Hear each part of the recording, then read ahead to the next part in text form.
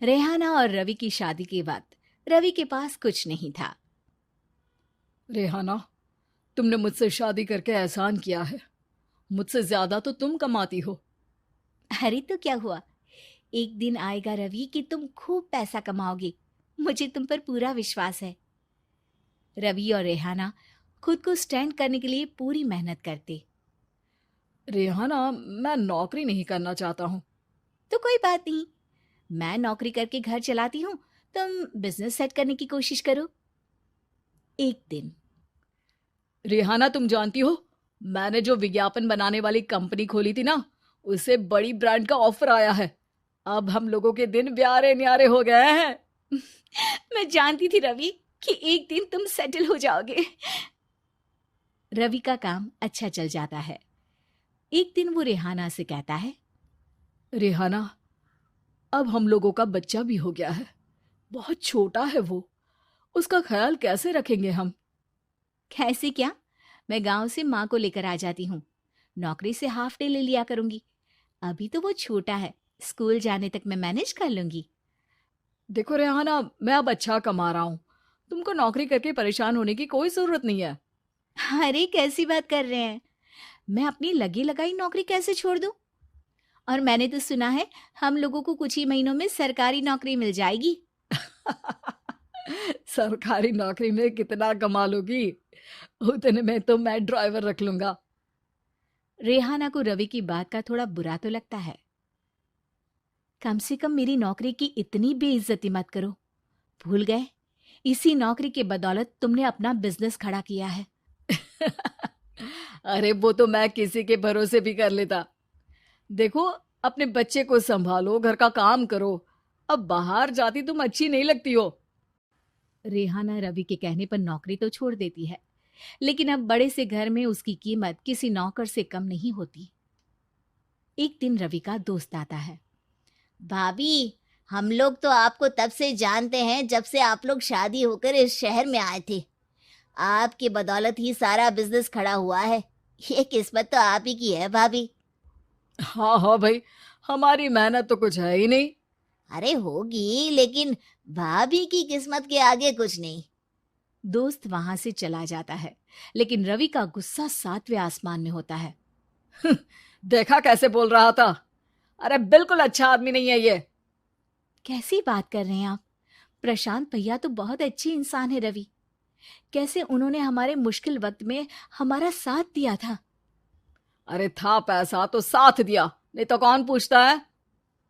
रवि का व्यवहार पैसा आते ही अलग हो गया। वो बंदे को बंदा नहीं समझता। घमंड से घिरे रवि ने तो एक दिन हद ही कर दी। रेहाना, मैं अब तुम्हारे साथ नहीं रह सकता हूँ। क्या? क्या बकवास कर रहे हो रवि? क्या कहना चाहते हो? और क्यों नहीं रह सकते तुम मेरे साथ? देखो, मुझे कोई और पसंद है, और उसने साथ रहने पर बस यही शर्त रखी है कि मुझे तुम्हें तलाक देना होगा। रेहाना, जो कि एक स्वावलंबी महिला थी, उसने बिना देर किए रवि को कह दिया, कोई इश्यू नहीं, मुझे पैकिंग में 4 दिन का वक्त लगेगा, लेकिन तब तक मैं तुम्हारे साथ नहीं रहूंगी। 4 दिन के लिए तुम कहीं और शिफ्ट हो जाओ, मैं घर से निकलूंगी तो बता दूंगी। रवि घर छोड़कर चला जाता है। रेहाना को दुख होता है, वो रोती है, लेकिन व्यवहार से स्ट्रांग रेहाना को पति के वापस आने का और उसे सबक सिखाने का पूरा भरोसा था। फिर एक दिन, अरे शुशिका, कब शादी करोगी तुम मुझसे? यार मैंने तो सोचा था तुम शादी से पहले मुझे विदेश लेकर जाओगे, महंगी कार दिलाओगे। अरे सब दिला दूंगा, लेकिन पहले मुझसे शादी तो कर लो। हाँ हाँ, क्यों नहीं। मैं कुछ दिनों के लिए अपने मम्मी पापा के पास जा रही हूँ और लोगों से अपनी शादी की बात करूंगी। अरे शुशिका, कैसे रहूंगा मैं तुम्हारे बिना? अब तो शादी ही होने वाली है हम लोगों की। शुशिका रवि को छोड़कर चली जाती है। रवि घर आता है, जहां रेहाना को ना पाकर उसे सब अजीब लगता है। घर तो रेहाना के बिना कुछ नहीं है। बच्चे की याद भी आ रही है। चलो एक वीडियो कॉल कर लेता हूँ। रवि रेहाना को वीडियो कॉल करता है, लेकिन रेहाना फोन नहीं उठाती। रात को सोते वक्त मन कर रहा है मुन्ने को गले लगा लूं। चलो कोई ना, शुशिका से शादी के बाद मेरे और भी बच्चे होंगे। अगले दिन रवि ऑफिस जाता है, जहां टीना खड़ी होती है। सर, आपने अपने नए ऐड के लिए मॉडल की रिक्वायरमेंट डाली थी ना, मैं उसी के लिए आई हूँ। रवि टीना को देखकर खुश हो जाता है। अब शादी हो गई है तुम्हारी? नहीं सर, बस अच्छा सा हैंडसम और अमीर लड़का देख रहे हैं मेरे मम्मी पापा। रवि के दिमाग से तो टीना को देखकर शुशिका का ख्याल भी खत्म हो जाता है। अरे यार, ये लड़की मिल जाए कितनी सुंदर है।